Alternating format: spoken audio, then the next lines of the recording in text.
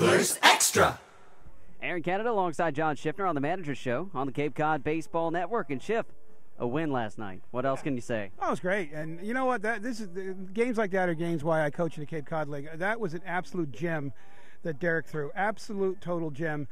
Most of the time when you hear about some pitcher being dominant, you think about somebody who strikes out 14, 15, 16 guys, and he did not, but he dominated them. He just took the bats out of their hands and just pitched a fabulous game. It was so much fun to watch.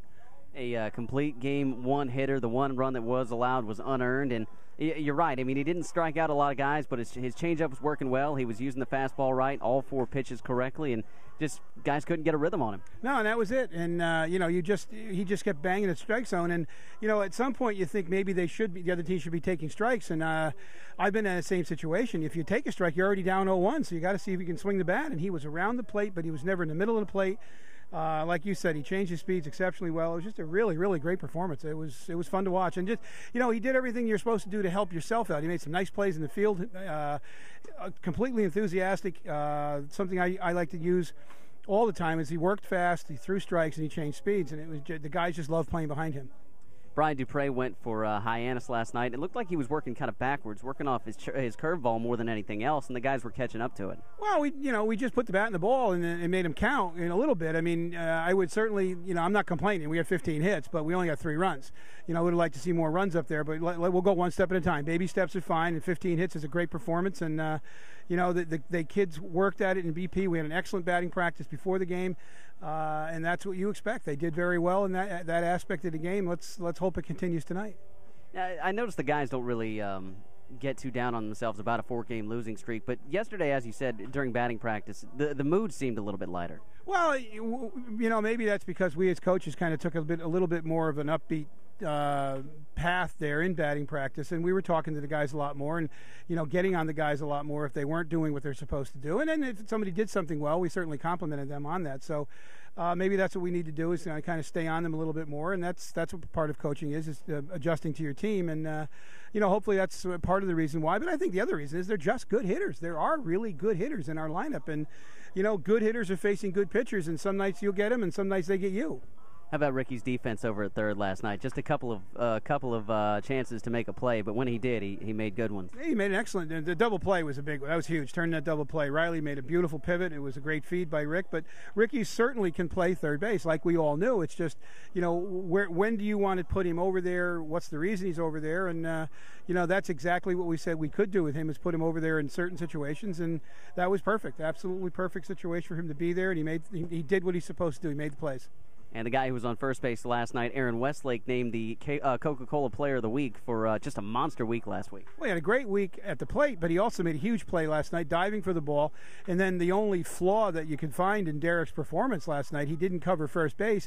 Westy lays out and dives for the bag with his glove to get a huge out with the runner, in scoring position. I mean, Westy deserves the award. That was a great play. And, again, that's why it's fun to be here. It's fun to watch these kids perform.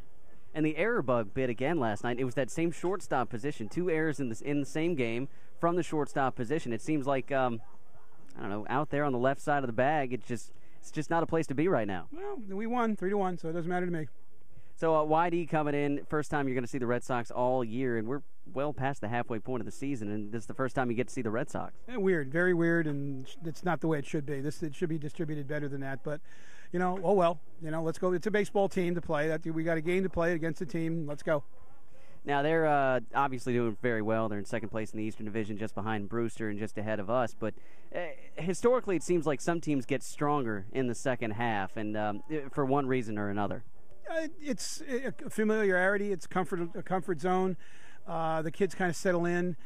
We always say that this is the time. This is the third quarter of the season. This is the time to make a run. Your team is in place. Everybody's pretty much where they're supposed to be. The living accommodations, you're accustomed to your host families, you're accustomed to the coaching staff, and this is when the comfortability factor comes into play. And that's why we always say the last 2 quarters are so important. You mentioned that your style as a manager is balanced. You want to develop guys, but you would also like to win. Does it change up at all in the second half of the season? No, it can't. I mean, if it does, then you're being inconsistent with your philosophy. And we tell the guys from day one, the most important thing out there is them and their productivity, their ability to improve. That's the most important thing. If they improve, we should win. and it works hand in hand. But I would never take wins over the opportunity for getting these guys better. That's not what we're here for in Chatham. We play to make these kids better players when they go back to school. That's my promise to their coaches, and that's my promise to these kids. And I think it's worked over the years. We've been pretty successful all the years I've been here, and it has not changed, and it will not change. Are there games? There are games where you go, oh, geez, we could have probably had a different lineup tonight because we faced so-and-so. But no, it's so-and-so's turn to play. And I guess I shut up one of our biggest critics one time a number of years ago because we started the playoffs, and we had a very good pitcher rested, but we didn't pitch him because it wasn't his turn.